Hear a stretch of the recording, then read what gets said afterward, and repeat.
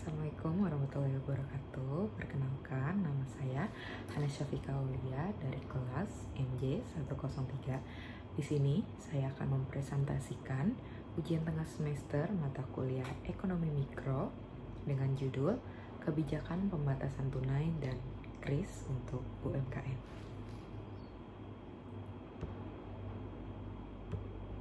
Pendahuluan.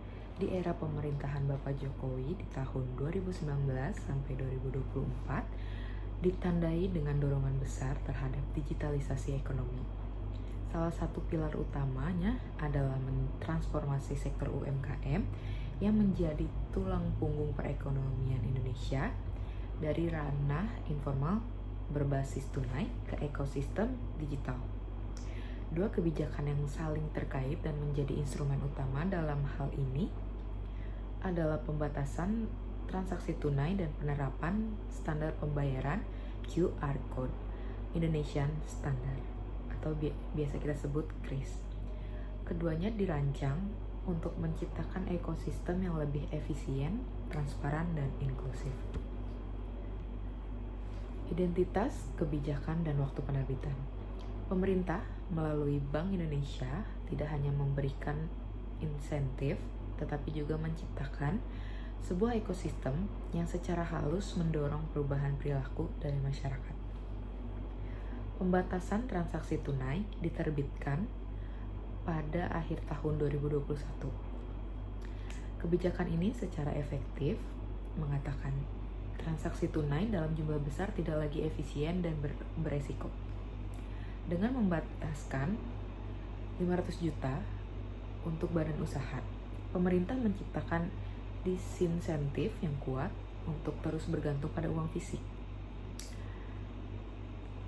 Ini adalah sebuah dorongan yang cerdas, yang tidak melarang tetapi membuat alternatif non-tunai menjadi jauh lebih menarik.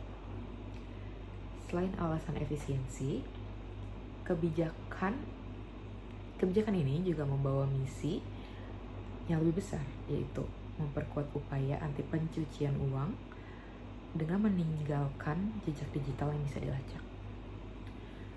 Standarisasi KRIS diterbitkan pada tahun 2019 pada bulan Agustus. Di sini saya menggunakan perumpamaan. Jika pembatasan tunai adalah cambuk, maka KRIS adalah wortel.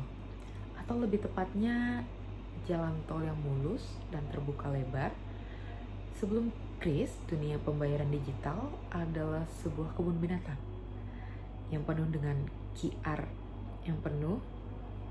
QR code dari berbagai e-wallet yang tidak saling kenal.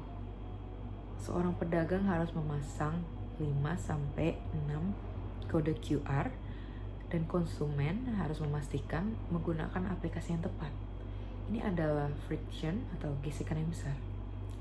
KRIS menghancurkan gesekan ini dengan satu kode standar. Ini bisa tercapai. Inisiatif ini adalah sebuah kemenangan desain, regulasi yang memprioritaskan kemudahan penggunaan atau user experience sebagai kunci adopsi massal. KRIS memberikan jawaban yang sederhana dan murah bagi UMKM yang dipaksa untuk beralih oleh kebijakan pertama. Kemenangan inklusif dan efisiensi.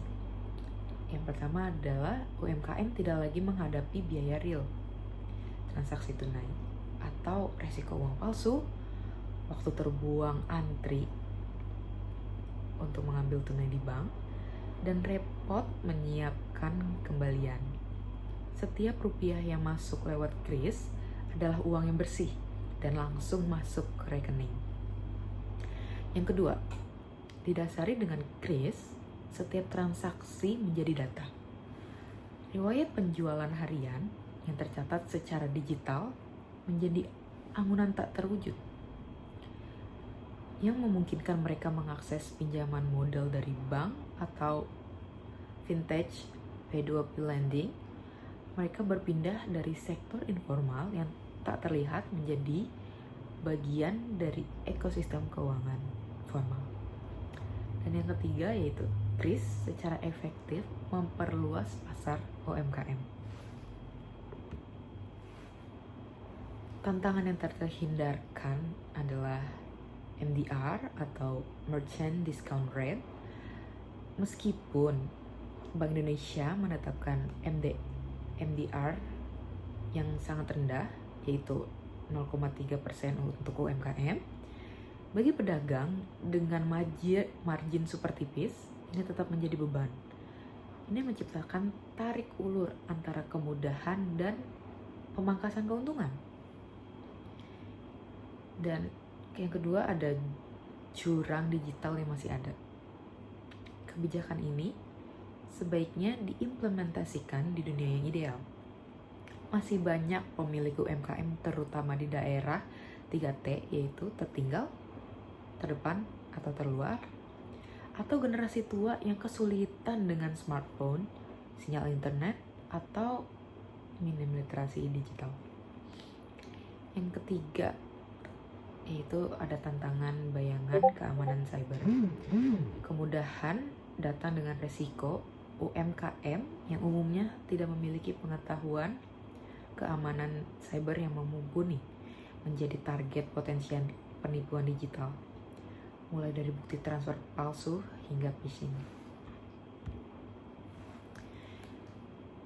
Dan terakhir ada kesimpulan, secara keseluruhan kebijakan pembatasan tunai dan KRIS adalah sebuah studi kasus yang brilian tentang cara merancang intervensi publik yang efektif. Pemerintah tidak hanya memberikan perintah, tetapi juga menyediakan infrastruktur dan insentif yang membuat perubahan menjadi logis dan menguntungkan bagi pelaku pasar. Sekian presentasi saya kali ini. Terima kasih dan Assalamualaikum warahmatullahi wabarakatuh.